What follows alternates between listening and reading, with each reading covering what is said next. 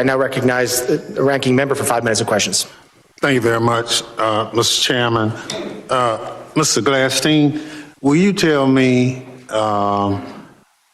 the organizations that pose on the domestic side, two of the organizations, number one, number two, threat to the homeland at this point? Can you please clarify, like organizations? Any domestic terrorist organization that poses a threat to the homeland as we speak. I'd say the first one, President Trump had just announced executive order domestic terrorist organization, Antifa. That's our primary concern right now.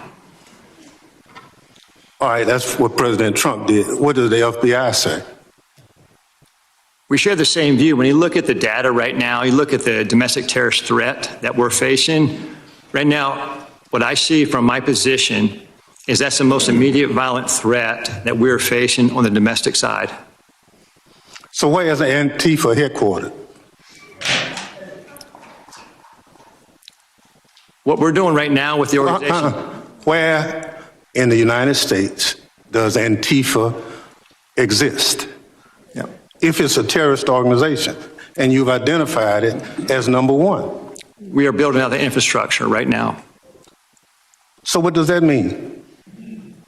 You said, we're trying to get the information. You say Antifa is a terrorist organization.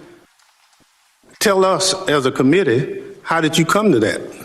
Where do they exist? How many members do they have in the United States as of right now? Well, that's very fluid. It's ongoing for us to understand that. The same, no different than Al Qaeda and ISIS. No, I don't want you. I'll ask one question, sir. I just want you to tell us. If you said Antifa is the number one domestic terrorist organization operating in the United States, I just need to know where they are, how many people.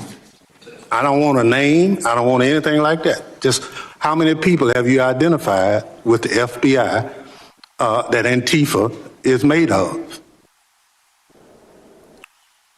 Well, the investigations are active. So you wouldn't come to this committee and say something you can't prove, I know. I know you wouldn't do that. But you did. Madam Secretary, you and the gentleman from NCTC reference the unfortunate accident that occurred with the National Guardsman being killed. You think that was an unfortunate accident? I mean, it was a terrorist attack. Wait. Look, I'll get it straight, and then you can He shot our National Guardsman in the head. Look, Mr. Chairman, will you direct the witness to allow me to ask my question? It was an unfortunate situation, but you blamed it solely on Joe Biden. I want you to know who approved the asylum application for this same person. Mr. Thompson, this individual that came into the country. No, I want to know who approved. Congressman Thompson, I want you to understand when this individual came into the country, he came under evacuation of Afghanistan under Operation Allies Welcome, was thoroughly vetted by the Biden administration at that point in time, allowed into our country, and then was never followed up. I want to remind everybody in Congress, reclaim my time. We follow the law, and every asylum is supposed to have a check-in every single year, and the Biden administration failed to do that. They vetted this individual, allowed them into our country, and did not do The witness will allow the gentleman to ask his question. Yes or no? Who approved the asylum claim? The application on the asylum was thoroughly filled out by information that was gathered by the Biden administration. So the Biden administration approved the asylum. The asylum application was put into place under the rules established by the Biden administration. Reclaiming my time.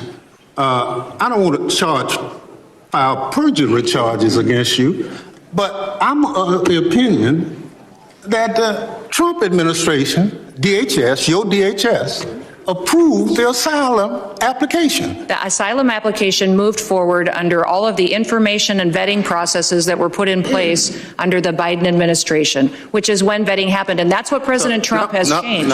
Under President Trump's administration. Claim my time again. When it's obvious you don't want to answer the question. Mr. Kent, do you want a shot at it? The individual was vetted to serve as a soldier in Afghanistan, and that vetting standard was used by the Biden administration as a ruse to bring him here. Had we followed the standard operating procedures for special immigrant visas, that individual and none of the allies welcome people would have come to America. That's on Joe Biden. Gentlemen's time has expired. That was the answer. Point of order, Mr. Chairman. That was a murder that took place in D.C. It was not an unfortunate incident. And those comments are effing disrespectful. Who is it? I expect better from the It's not a valid point of order. I now recognize the gentleman from Texas.